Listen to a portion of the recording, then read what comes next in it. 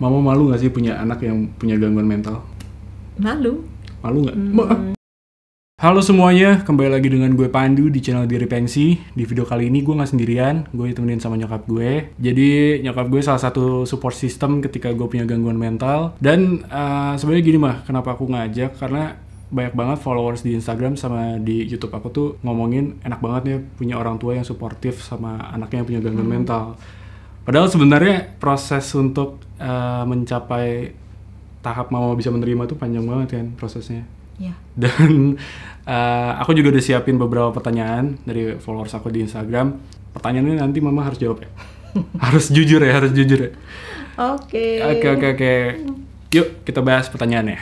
Menurut mama gangguan mental itu apa sih? Awalnya sih waktu tahu bahwa Pandu ini punya gangguan mental, jujur aja nih, mama tuh sama sekali nggak percaya, ya. Oke. Nggak percaya banget kalau Pandu bilang saya punya gangguan mental. Shock gitu ya? Bukannya shock, ya nggak percaya. Masa sih? Apa sih yang namanya gangguan mental? Ngerti nggak sih anak ini gangguan mental itu apa? Emang apa gangguan mental? Makanya, sejauh mana gitu loh dia tahu yang namanya gangguan mental ini? Sama nggak pemahaman antara saya dan Pandu nih? Pemikiran mama sih yang namanya gangguan mental itu adalah sampai seseorang nyaris masuk rumah sakit jiwa itu gangguan mental, pemahaman. Mikir itu ya mas, suicide? Iya. Oh. Iya. Itu pemahaman gangguan mental. Jadi waktu ditanya saya punya gangguan mental, bingung juga nih ya, gangguan mental itu apa ya? Gitu ya. Sama nggak pemahaman Pandu sama Mama nih ya? Enggak, kamu nggak, bukan gangguan mental itu. Stres biasa ya? Hanya stres biasa. Ya stres anak-anak lah. Iya. Kapan sih mama mulai mengenal kesehatan mental atau gangguan mental? Kan mama kan pertama kali pas aku bilang aku punya gangguan mental, mama belum percaya kan. Tapi pas mama mulai mengenal nih, oh ternyata gangguan mental itu ada gitu. Itu kapan? Ya setelah Pandu beberapa kali kan ngomong sama mama kalau saya gangguan mental. Mama bilang itu karena Pandu terlalu banyak explore di internet itu ya. Iya. Mama bilang gitu sama papa. Berdua kita nggak percaya gitu loh. Pandu itu terlalu mengada-ada lah, terlalu inilah. Anak-anak zaman sekarang kan setiap kata di searching di Google, jadinya bingung kemana-mana. Sementara yang mama sama papa tahu adalah bahwa itu sebenarnya bukan gangguan mental gitu loh. Itu karena kurang percaya diri aja, kurang yakin sama dirinya sendiri. Nah, pada saat terus Pandu bolak-balik sakit ya, setelah Pandu bolak-balik sakit ke rumah sakit, nggak ada penyakit ya. Terus sudah gitu kemudian suatu saat kan Pandu bilang, "Mas, saya harus ke psikiater." Waktu mama sama papa diskusi, kenapa ya harus ke psikiater gitu? Aneh-aneh aja nih anak ini. Harus ke psikiater. Sama sekali nggak pernah kebayang gitu ya. Untuk mama sama papa bahwa anak ini memang butuh bantuan dari orang lain. Mama sama papa pikir ya kita bisa membantu, kita bisa bantu anak ini sebenarnya. Ini masalah kepercayaan diri aja. Itu ya sih.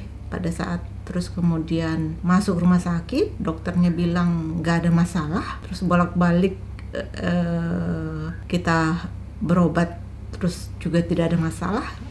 Barulah saat itu kita mulai sadar bahwa Pandu ini butuh sesuatu bantuan dari orang lain. Tapi itu juga bukan dari mama sama papa loh ya. Oh iya. Itu dari Pandu sendiri.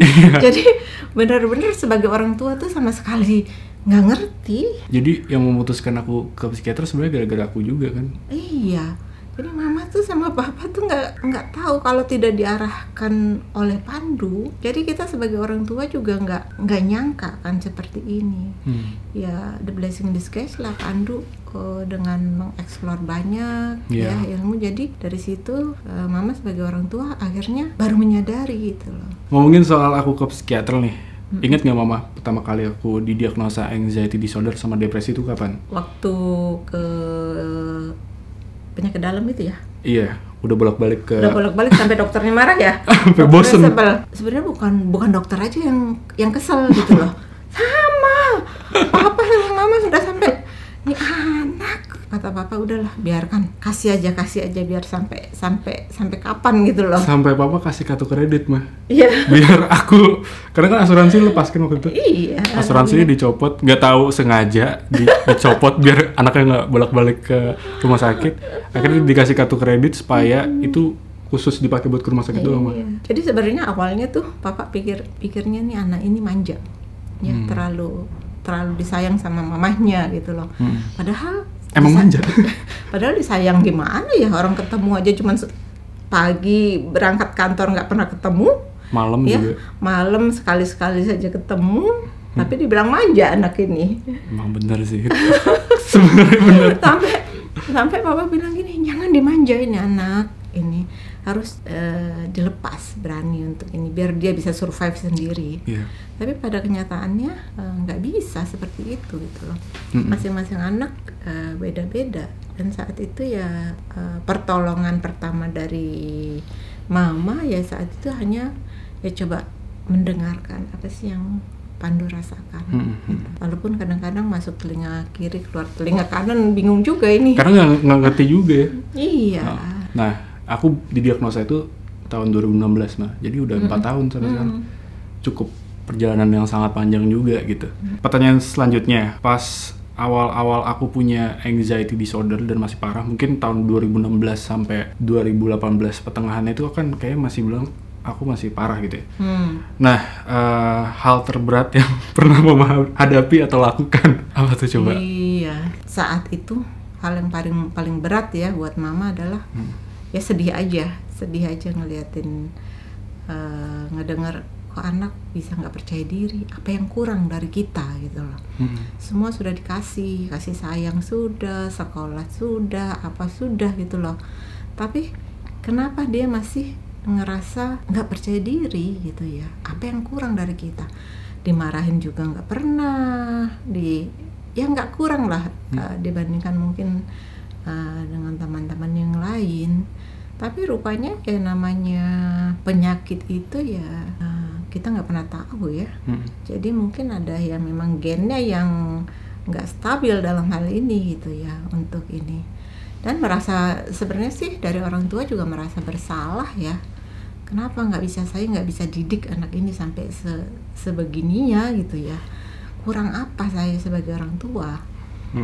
Terus kemudian mama pernah masuk UGD gara-gara aku mah. Iya, karena sebenarnya sama-sama punya stres yang sama akhirnya. Iya. Karena Pandu suka cerita gini, terus mama juga menahan diri kan, menahan diri.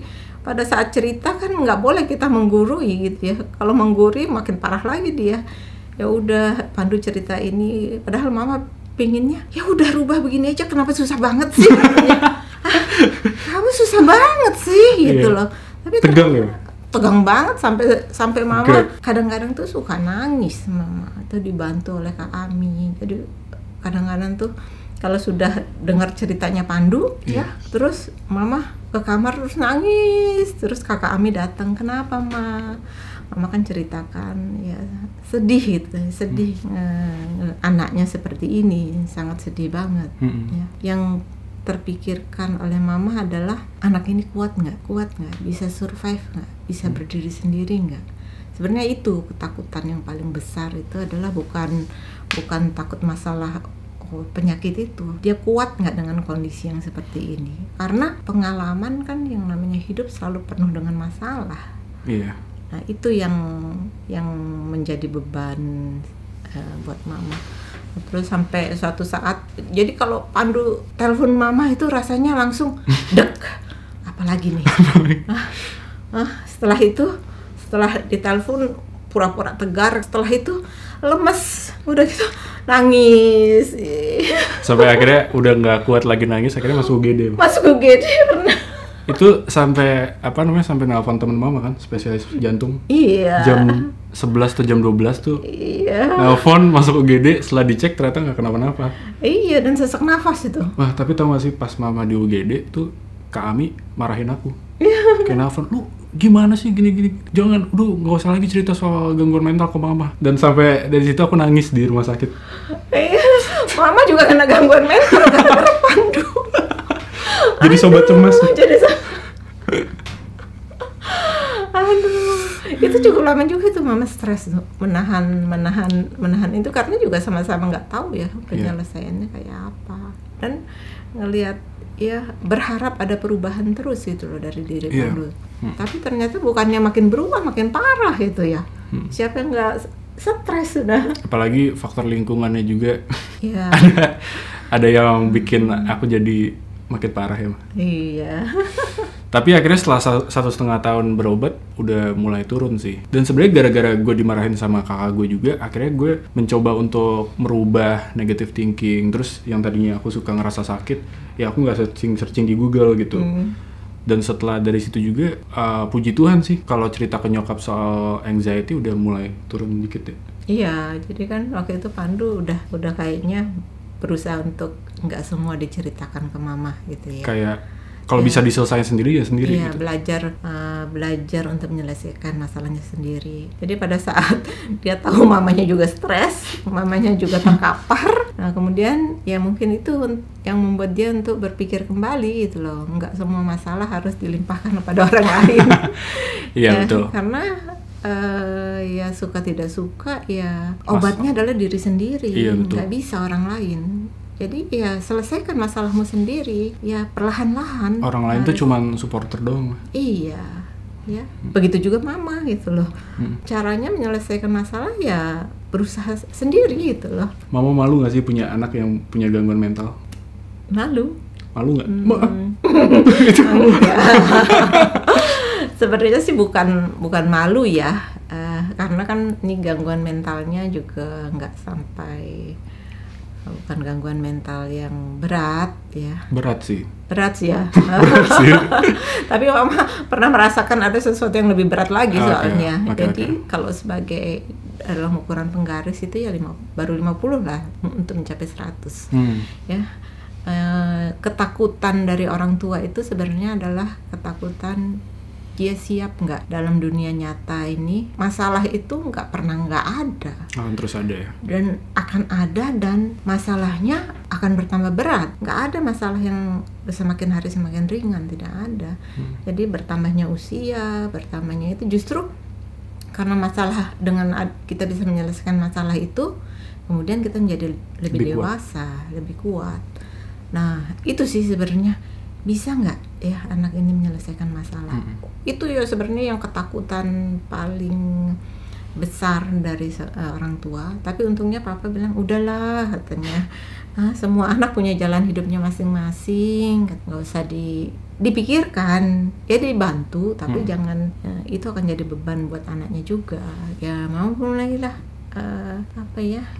menerima gitu ya. Ya udahlah, saya akan bantu, apapun hasilnya saya serahkan kepada Tuhan yang di atas gitu loh, untuk membantu, dan tidak berharap anak ini segera sembuh, karena yang namanya sakit mental itu nggak bisa pakai obat biasa ya, nggak bisa pakai obat biasa. Dengan belajar nggak sih? Iya, karena variabelnya banyak sekali yang akan mempengaruhi dia untuk kembali lagi ke sana. Dengan berusaha untuk mengerti saja gitu. Tapi jujur deh, kalau misalnya mama lebih pilih aku yang waktu aku belum punya gangguan mental atau yang sekarang? Lebih milih yang sekarang. Kenapa? Ya, ternyata gangguan mental itu ngerubah anak mama 180 derajat ya. Mengubah dia menjadi lebih kuat dengan gangguan mental itu. Ya walaupun tidak seperti anak-anak yang lain yang dapat IPK 4 terus kuliah di PTN, tapi dengan berani bicara depan orang saja itu udah sesuatu yang luar biasa menurut mama. Berani meng-create sesuatu ya, dan memperjuangkan untuk melakukan sesuatu tuh prestasi yang sangat luar biasa kalau menurut mama. ya. Oke. Kasih Ma. Nggak kalah lah, nggak kalah. Oke. Sering nggak sih aku jadi bahan omongan saudara-saudara mama atau teman-teman mama di kantor gitu? Justru mama sering ngobrol sama teman-teman mama. Kalau anak mama punya gangguan mental? Iya. Kenapa mama berani? Karena mama bangga. Bangga? Oke. Oke. Justru itu memberi contoh bahwa semua orang sebenarnya punya gangguan mental. Dan banyak, dari anak kecil sampai anak besar. Mama kadang-kadang kalau nasihatin teman-teman mama, anak saya punya gangguan mental gitu ya. Dan kita harus menyadari itu, bahwa anak-anak itu nggak ada yang sama ya. Dari anak yang kecil, yang kalau dia sudah mulai sakit mah, mama suka bilang gini, coba dekati anakmu ya. Kalau dia udah mulai sakit mah, masa anak SD ada sakit mah? Mungkin dia stres di sekolahnya, tolong didekati anaknya. Dari pengalaman ini banyak sekali yang bisa mama sharing ke teman-teman mama. Tapi kalau misalnya mah ada yang nyinyir, gimana respon mama? Bakal ngapain? Diemin aja? Diemin aja, dia kan belum tahu gangguan mental kayak gimana ya? Iya, dan mungkin juga ya masing-masing orang punya masalah sebenarnya. Tapi masalahnya dia bisa ngelihat atau tidak, itulah ya permasalahannya dia. Jadi yang bisa dipelajari ketika mau punya anak yang punya gangguan mental apa? Yang bisa dipelajari adalah kitanya harus bisa menerima ya.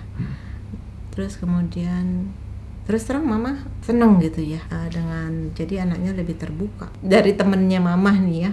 Jadi kalau anak sudah SMA biasanya mereka melarikan diri udah menjauh dari orang tuanya. Tapi anak mama ini malah dekat sama mama, malah ngobrol banyak. Ya, tapi nggak ketergantungan kan? Nggak tergantungan. Ya karena ya harus dijorokin juga sih. Kalau nggak kan nempel terus. Harus diludahin juga. Oke, ini ada pertanyaan dari followers. Jadi dia cerita, mamaku sering nangis kalau habis ngadepin aku. Apa mama Kak Pandu juga? Sebenarnya tadi udah ya. Sama. Tapi sekarang udah gimana? Masih nggak? Kalau misalnya aku cerita? Enggak. Jadi awalnya tuh nangis terus. Setiap Pandu cerita, curhat, nangis, sedih ngeliatnya. Ya karena nggak tahu obatnya seperti apa ya. Karena gangguan mental kan beda ya. Kalau misalnya flu, orang bersin, wah flu gitu.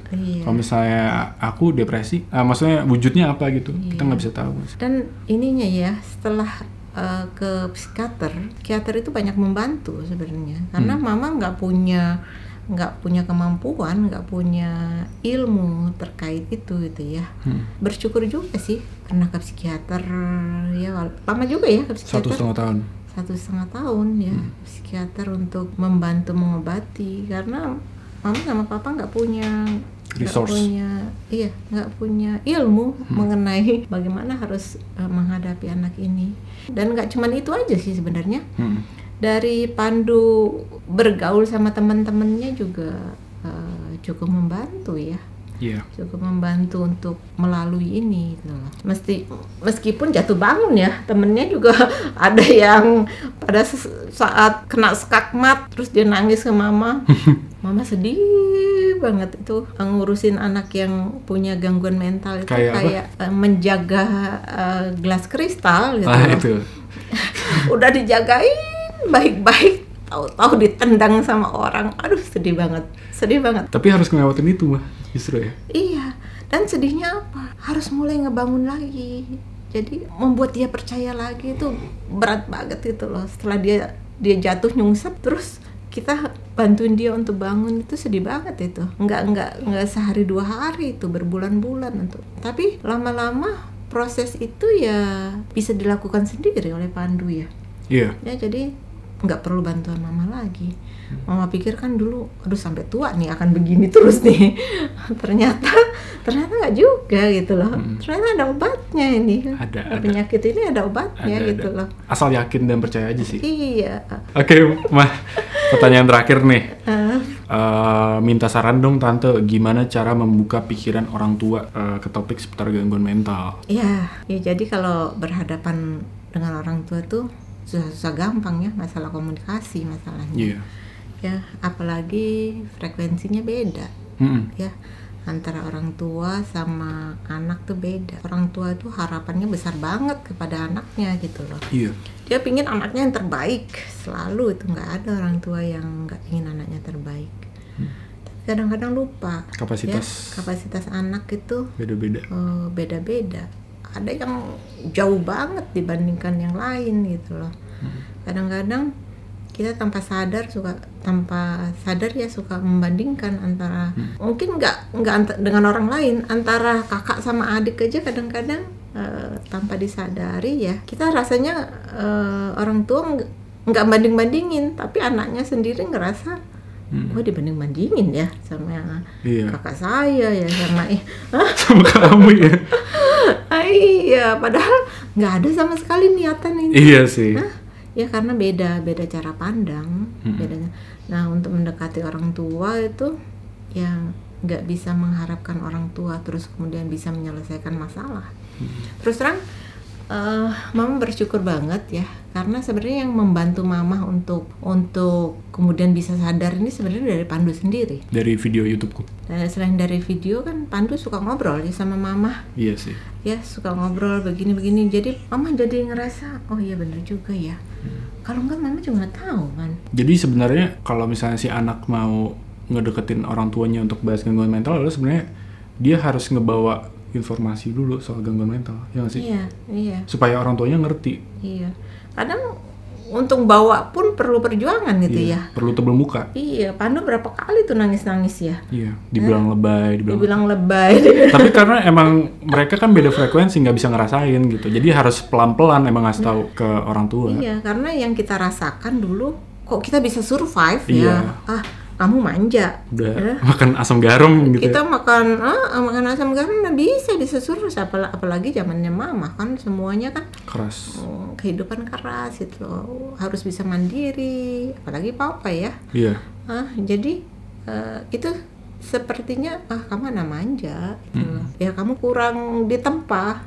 Iya, ya padahal sebenarnya nggak seperti itu ya, mereka butuh pertolongan, tapi orang tua itu nggak semuanya tahu ya, karena orang tua bukan dokter ya. Iya, bukan cenayang. Bukan cenayang. Kalau cenayang ya tahu apa yang harus diiniin. Sama-sama blow on sebenarnya. Jadi harapan dari anak itu juga mungkin terlalu besar kepada orang tua, untuk orang tuanya biar kamu memahami saya, padahal untuk memahami diri sendiri sebagai orang tua juga belum tentu bisa orang tua. Iya sih. Ya, jadi harus sama-sama saling memahami lah ya. Ya gitu kali Pandu. Oke, yang terakhir nih, terakhir banget mah ada. Terakhir melulu. Iya ini terakhir. Ada pesan nggak buat di luar sana yang masih berjuang? Simple aja. Harus tetap semangat ya. Walaupun saat ini mungkin belum ketemu orang yang bisa membantu kita. Iya. Kita harus yakin bahwa sebenarnya orang-orang itu hanya orang luar gitu. Jadi sebenarnya kita sendirilah yang harus mampu untuk melakukan perubahan itu. Sekecil apapun apresiasi setiap perubahan. Jangan pernah merasa saya nggak bisa gitu ya. Pasti semua bisa. The blessing in disguise. Jadi semuanya itu kita nggak tahu di depan kita itu akan ada jurang atau taman yang bagus gitu ya. Iya. Harus bisa. Bahkan di taman yang bagus aja ada anjingnya gitu. Poki. Aduh. Ya, tetap survive lah. Tetap semangat lah pokoknya. Semangat ya, nggak usah malu ya, nggak usah merasa malu. Ya, semua orang punya kekurangan kok. Nggak cuma kita sendiri. Semua orang, bahkan orang yang hebat pun punya kekurangan. Jadi jangan terlalu underestimate kepada diri sendiri. Diri kita kurang gitu. Dan jangan malu juga buat minta pertolongan sama entah itu orang terdekat atau psikiater atau psikolog. Pokoknya jangan pernah ngerasa sendiri, karena di luar sana masih banyak banget orang yang mau nolong kita, yang sayang sama kita kan. Iya. Oke, jadi segitu aja video dari gue dan nyokap gue. Semoga bermanfaat buat orang-orang banyak di luar sana yang sedang survive dengan gangguan mental. Sampai jumpa di video selanjutnya di channel Diary Pengsi. Bye-bye. Bye-bye.